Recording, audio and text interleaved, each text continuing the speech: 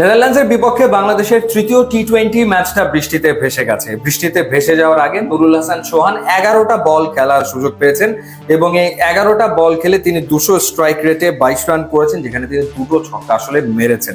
প্রথম দুইটা টি-20তে একাদশে ছিলেন না নুরুল হাসান সোহান, এবং এই ম্যাচটাতে তিনি যদি ব্যাট করার সুযোগ না পেতেন সেই ক্ষেত্রে এশিয়া কাপে তার আসলে মাঠে নামাটা অনিশ্চিত হয়ে যেত, অর্থাৎ প্লেইং ইলেভেনে তিনি থাকবেন কিনা সেই প্রশ্নটা আসলে উঠতো। কিন্তু এখন বলা যায় নুরুল হাসান সোহানকে এশিয়া কাপের ম্যাচগুলোতে আমরা হয়তো প্লেইং ইলেভেনে দেখবো, এবং এই প্রশ্নের উত্তরটা দিয়ে দিয়েছেন আসলে তাওহিদ হৃদয়।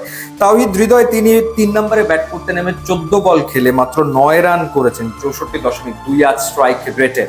এবং তাওহিদ হৃদয় বেশ কিছুদিন ধরে আসলে স্ট্রাগল করছিলেন, কিছুদিন ধরে তিনি খুব ভালো স্ট্রাইক রেটে টি-20তে ব্যাট করতে পারছিলেন না। সেই জায়গাটাতে একটা প্রশ্ন আসলে ছিল, সেই প্রশ্নের উত্তর নুরুল হাসান সোহান দিয়ে দিলেন কিনা।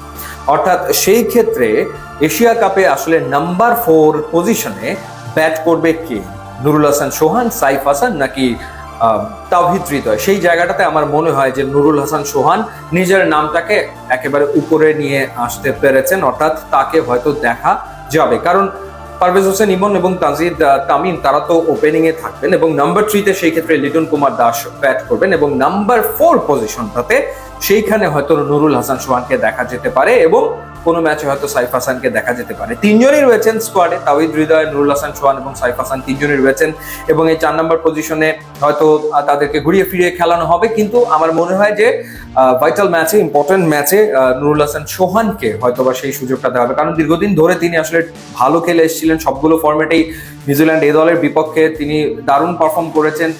এছাড়া ডোমেস্টিক সার্কিটে ঢাকা প্রিমিয়ার লিগ হোক বা বাংলাদেশ প্রিমিয়ার লিগ হোক, সেখানেও ভালো ক্রিকেট তিনি খেলেছেন, বা রংপুর রাইডার্সকে তিনি দারুণভাবে লিডও করেছেন বিপিএল এ কিংবা গ্লোবাল সুপার লিগে।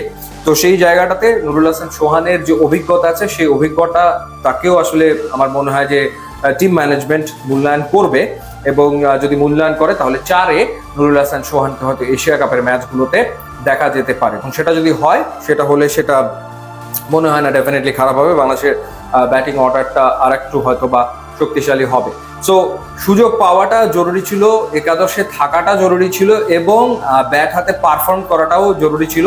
নুরুল হাসান সোহান আসলে সেটা করতে সক্ষম হয়েছেন। মাত্র 11টা বল তিনি খেলেছেন, কিন্তু 11টা বলে অন্তত টি-20 অ্যাপ্রোচটা তিনি দেখাতে সক্ষম হয়েছেন, যে ইন্টেন্ট বা যেই আমরা কি বলে যে অ্যাটাকিং ব্যাটিং অ্যাপ্রোচটা টি-20তে দেখতে চাই ব্যাটারদের কাছ থেকে, সেটা তিনি আসলে দেখিয়েছেন।